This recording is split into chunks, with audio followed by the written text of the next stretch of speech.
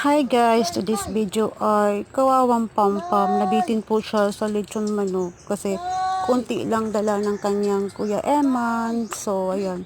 Pati yung lagayan ng lechon manok, sinisimot-simot pa niya. Oh. Kasi Grabe na, hard kalikot talaga man. ang lechon manok. Sige naman, mawag. Ano na po Yan. Kawawa naman ang dalaga ko. Kain pa more, sip-sip pa more, simot-simot pa more.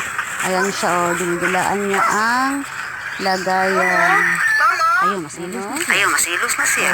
Tapos, Wala pa kilo. meron pa si Pakita ko to kay. Fly. Hindi siya nakakain pa. Ayun na si Fly. Gusto mo Fly?